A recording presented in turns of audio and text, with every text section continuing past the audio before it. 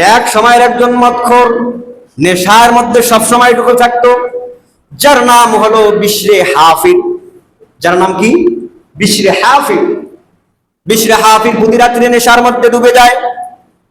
এক রাত্রিতে তিনি নেশা করার জন্য, নেশার দ্রব্য গ্রহণ করার জন্য যেখানে নেশা বিক্রি হয় সেই কারখানায় চলে যাচ্ছেন, সেই দোকানে চলে যাচ্ছেন। যাওয়ার পথে তিনি একটা রাস্তার মধ্যে কাগজ কুড়ে পাইলেন, একটা কাগজ, কিন্তু পড়তে জানে না। কাগজের যেই লেখাগুলো, তিনি এতটুকু পর্যন্ত জ্ঞান অর্জন করেছে যে কাগজের মধ্যে যেই লেখাগুলো রয়েছে এই লেখাগুলো বাংলা লেখা নয়, ইংরেজি লেখা নয়, অন্য কোনো লেখা নয়, এই লেখাগুলো হলো আরবি লেখা। তাই তো এই হাফিজ এই লেখাটাকে সুন্দর করে নিজের বুকের মধ্যে লাগাইলেন, চুমা দিলেন সুন্দর করে, এটাকে পাক সাফ করে বাসার মধ্যে লইয়া তিনি একটা উঁচু জায়গার মধ্যে লেখাটাকে রেখে দিলেন। আর রাতের মধ্যে তিনি নেশা করার জন্য আসলেন না, রাতের মধ্যে ঘুমায় গেলেন। ঘুমায় যাওয়ার পর সকালবেলা উঠলেন, আবার তিনি নেশা না করার কারণ মাথাটা যেন টালবাল করতেছি। পরের রাত্রি যখন হয়ে গেল, এই যে গত রাত্রে চলে গেল, ঘুমায় গিয়েছিলেন, এই রাত্রিতে সেই জামানার একজন বুজুর্গ হাসান বসরি রহমাতুল্লাহি আলাইহি তিনি স্বপ্নযোগের মধ্যে দেখতে পাইলেন, আল্লাহ তাআলা তাকে ইলহাম করিয়ে জানিয়ে দিলেন, হাসান, আমার এক বান্দা, আমি তাকে গ্রহণ করে ফেলছি। বান্দাটা অমুক অমুক নামের, বান্দাটা এরকম আকৃতির, তুমি আমার তরফ থেকে তা আমার ওই বান্দার কাছে যাও, আমার দাওয়াত তার কাছে পৌঁছে দাও। এই কথা শোনার পর হাসান বসরির ঘুম ভেঙে গেল। ঘুম ভেঙে যাওয়ার পর হাসান বসরি যে ঠিকানা ঘুমের মধ্যে পেয়েছিলেন, স্বপ্নযোগের মধ্যে পেয়েছিলেন, পরের রাত্রিতে তিনি চলে গেলেন ওই মদের আড্ডায়। মদের কারবার যেখানে হয় ওই জায়গার মধ্যে ঢোকার সঙ্গে সঙ্গে যুবকরা যারা নেশা করে সবাই দাঁড়িয়ে গেলেন। সবাই চিনতে পারলেন এই জামানার শ্রেষ্ঠ একজন ওলি হাসান বসরি আমাদের এই জায়গায় ঢুকে পড়েছে। কারণ কি? সবাই বলে, হুজুর আপনি এখানে কেন? আপনি কি আমাদের সঙ্গে মদ খাওয়ার জন্য, একসঙ্গে মদ খাওয়ার জন্য প্রবেশ করলেন কিনা? আল্লাহর ওলি হাসান বলে, না, তোমাদের সঙ্গ দেওয়ার জন্য আসি নাই, মদ খাওয়ার জন্য আসি নাই, শুধুমাত্র তোমাদেরকে জিগার জন্য এসেছি।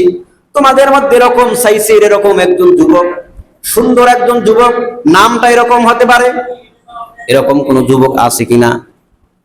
এবার তাদের তরফ থেকে জানিয়ে দিলেন, হ্যাঁ, আমাদের ওই ভাই নেশা করে মাতাল হয়ে পাশের রুমে পড়ে আছে।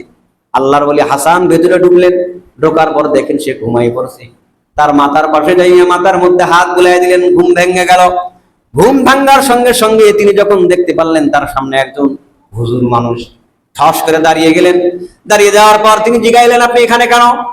বলে, আমি এসেছি তোমার কাছে তোমাকে নিয়ে যাওয়ার জন্য। যুবক আর কিছু বললেন না, আল্লাহর ওলির সঙ্গে পথ চলতে শুরু করলেন। এবার আল্লাহর ওলি তার বাসায় লইয়া যাইয়া এবার বললেন, তুমি সুন্দর করে উজু করে লাও।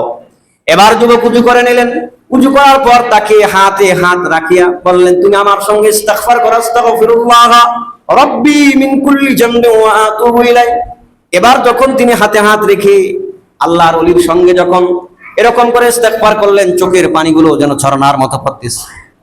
এবার হাসান বসরি জিগাইলেন, তুমি বলো, কি এমন আমল করেছো, কি এমন ভালো কাজ করেছো যে আল্লাহ তাআলা আমাকে স্বপ্নের মধ্যে তোমার কথা জানিয়ে দিয়েছে? যুবক দুই চোখের পানি ছেড়ে বলে, আমি তো এমন কোন আমল করি নাই, বরং আমার জিন্দেগিটা আমি নেশা দ্রব্যের মধ্যে ঢুকায় ফেলছি। আল্লাহর ওলি বলেন, না, তোমার কোন আমল আল্লাহর কাছে পছন্দ হয়েছে, যার কারণে আল্লাহ তাআলা তোমাকে ক্ষমা করে দিয়েছি। আল্লাহর ওলি আবার জিগাইলেন, গত দুই এক দিনের মধ্যে তুমি কি আল্লাহর কোন নামকে উচ্চারণ করেছো কিনা, বা আল্লাহর কোন নামকে নিয়ে তুমি খুব আল্লাহর কাছে কান্নাকাটি করছো কিনা? যুবক বলে, তাহলে আমার এই আমলটাই কবুল হতে পারে। আমি জানি না, চিনি না যে এখানে কি লেখা আছে। এই যে আমার এই যে এই জায়গার মধ্যে ঘরের উপরে একটা কাগজের মধ্যে একটা নাম দেখতে পেয়েছিলাম, আরবিতে কি লেখা তা আমি জানি না। এবার যুবক ওই লেখাটা এনে হাসান বসরির হাতে দিয়ে দিলেন।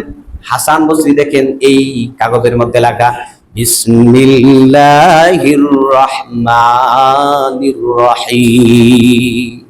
হাসান বসরি বললেন, এই যুবক, তুমি আল্লাহ সুবহানাহু ওয়া তাআলার নামকে বেশি ভালোবেসে ফেলছো, তুমি মর্যাদা দিয়ে অনেক উপরে রেখেছো, যার কারণে গত রাত্রিতে আল্লাহ তাআলা আমাকে জানিয়ে দিয়েছে তোমার নামটাও কিয়ামত পর্যন্ত এত উঁচু জায়গায় নিয়ে যাবে যে মানুষ তোমার নাম নিলে তোমার জন্য দোয়া করবে। যুবকের দুই চোখের পানি ঝর্ণার মতো পড়তে শুরু করলো। কিতাবের মধ্যে লেখা রয়েছে যে ওই যুবক পরবর্তীতে এমন বড় আল্লাহর ওলি হয়ে গেলেন যে সেই জামানার ইমাম আহমদ ইবনে হাম্বল রাহমাতুল্লাহি আলাইহির কাছে যখন তিনি যাইতেন, ইমাম আহমদ ইবনে হাম্বল তেনাকে দেখার সঙ্গে দাঁড়িয়ে যাইতেন, তেনাকে আপ্যায়ন করাইতেন। ছাত্ররা জিগাইলেন, ও ইমাম ইবনে আহমদ ইবনে হাম্বল, আপনি এই যুবককে দেখানোর পর আপনি দাঁড়িয়ে যান, তাকে এত সম্মান বেশি করেন, কারণ কি? আল্লাহর ওলি বললেন, আল্লাহ যারে সম্মান দিয়েছে তার সম্মানার্থে আমিও দাঁড়িয়ে যাই। ছাত্ররা মনে করলেন তিনি মনে হয় আমাদের ইমামের চাইতেও বড় ইমাম, আমাদের এই হুজুরের চাইতেও বড় হুজুর।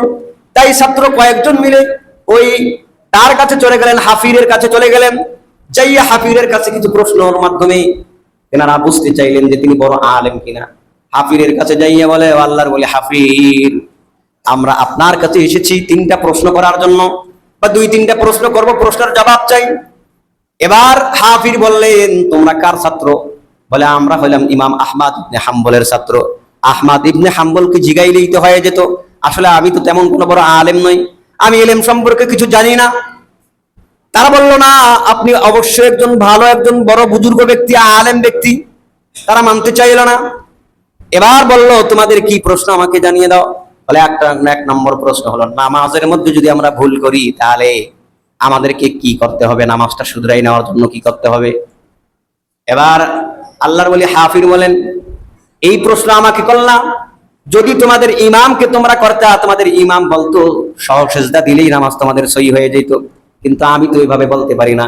আমি তোমাদেরকে এর উত্তর এই জন্যই দিব, এরকম করে দিব যে নামাজের মধ্যে দাঁড়িয়ে কেন তোমরা মনোযোগ বিচ্ছিন্নতা ঘটাইলা, কেন তোমরা বিমুখ হলা, আর নামাজের মধ্যে দাঁড়িয়ে আল্লাহর জন্য দাঁড়িয়ে গেলে তোমাদের নামাজের মধ্যে এই আল্লাহর জন্য দাঁড়িয়ে যাওয়ার পর ভুল হবে, এটা আমি মেনে নিতে পারি না। ছাত্ররা বলল, যেমন তেমন, তিনি আল্লাহর ওলি না, এটা আল্লাহর বড় একজন ওলি। দ্বিতীয় নম্বর প্রশ্ন হলো যে আমাদের মাল যদি 1 বছর থাকে যাকাত হবে, বা কতটুকু মাল থাকলে যাকাত দিতে হবে?